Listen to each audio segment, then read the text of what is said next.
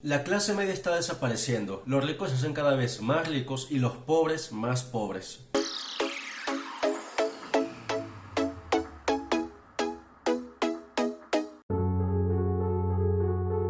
Si yo te preguntara si eres de la clase media, lo más probable es que me digas que sí.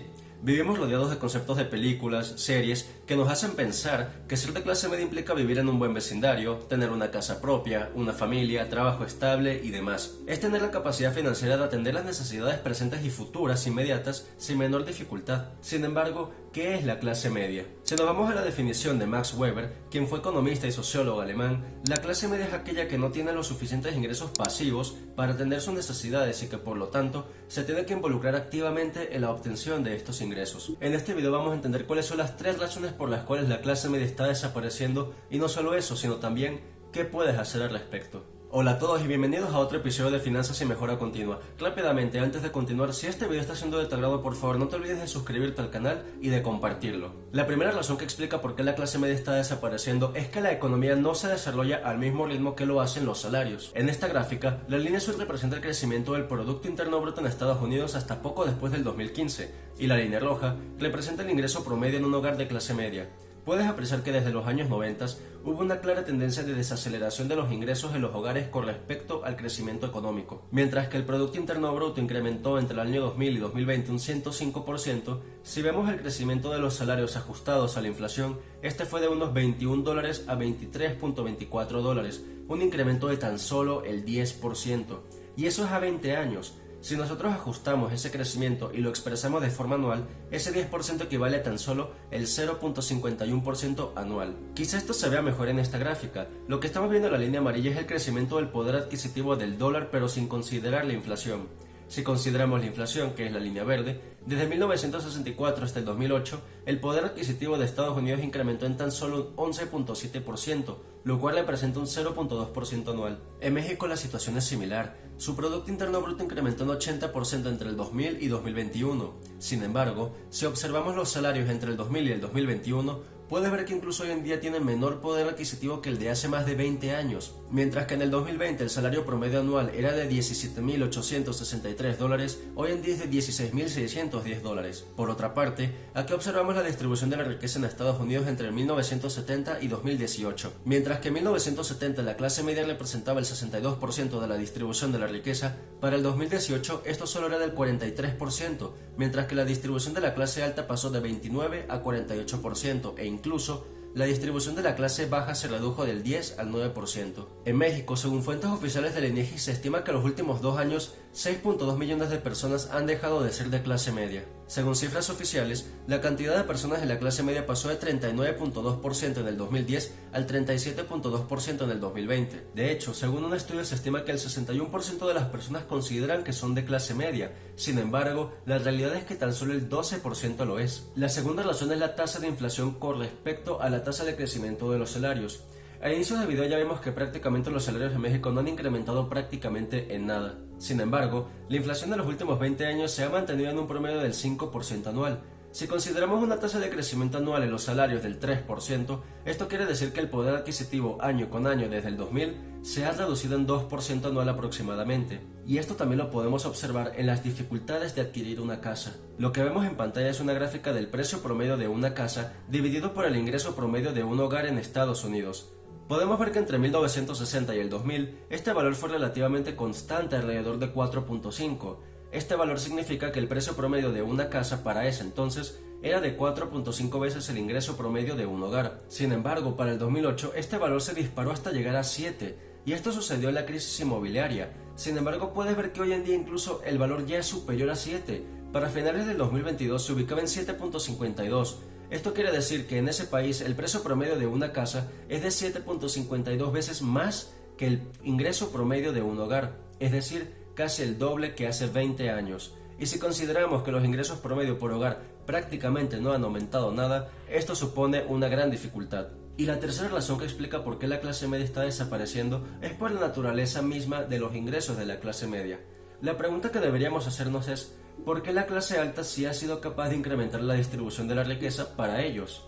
Más allá de teorías conspirativas y de injusticias en el sistema que siempre van a existir en cualquier economía, tenemos lo siguiente. Como mencionamos al inicio del video, la clase media es aquella que no tiene suficientes ingresos pasivos para vivir, sino que tiene que trabajar activamente en generar ingresos. Esta definición es clave porque lo que quiere decir es que la clase media en general no posee de activos que le den un rendimiento pasivo que les permitan vivir de esos ingresos pasivos sin la necesidad de tener que trabajar por dinero. La clase media en general no es dueña de las cosas, no es dueña de la compañía en la que trabajan, de la maquinaria, de los recursos y demás. El dueño de toda esa infraestructura es la clase alta, y como la clase alta es dueña de activos que a lo largo del tiempo tienen el potencial de revalorizarse, esto explica el incremento en la acumulación de la riqueza. Esta riqueza aumentada no necesariamente es efectivo que tengan en el banco, esta riqueza aumentada simplemente puede ser por la revalorización de estos activos. Y esto explica también por qué es complicado para alguien de clase baja salir adelante de un sistema que no brinda las suficientes oportunidades, porque prácticamente se vive al día.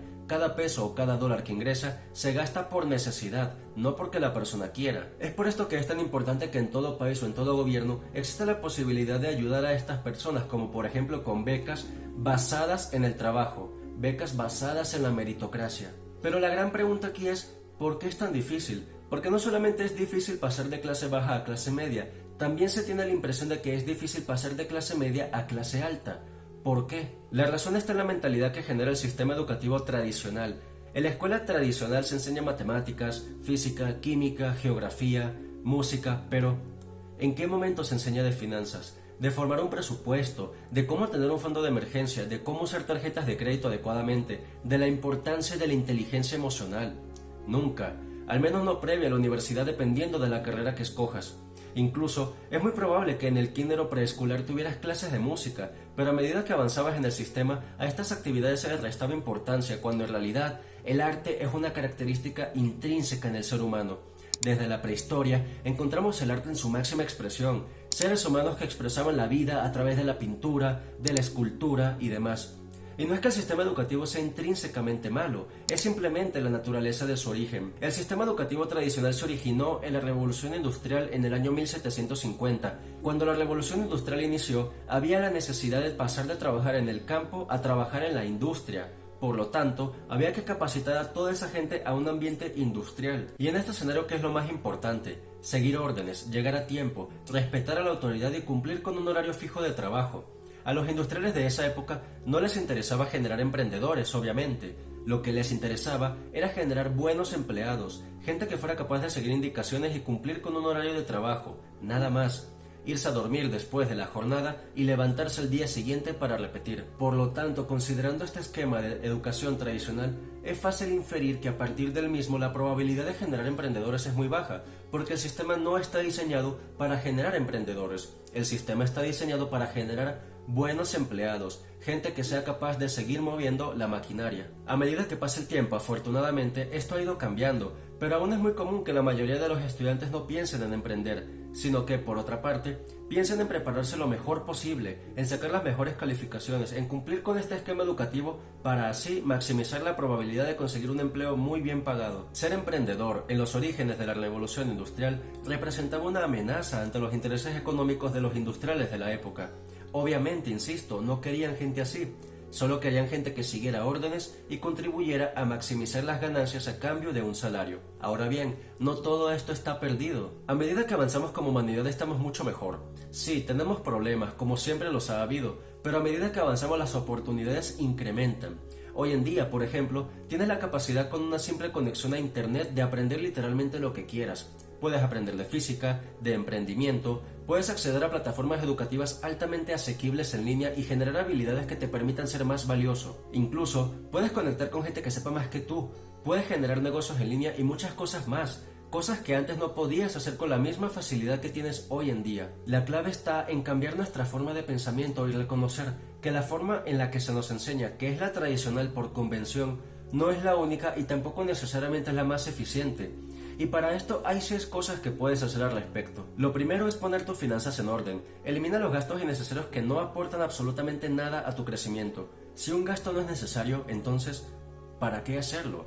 Esto no es una apología a la mediocridad, es una apología a usar mejor el dinero. En vez de gastarlo, ¿por qué no invertirlo?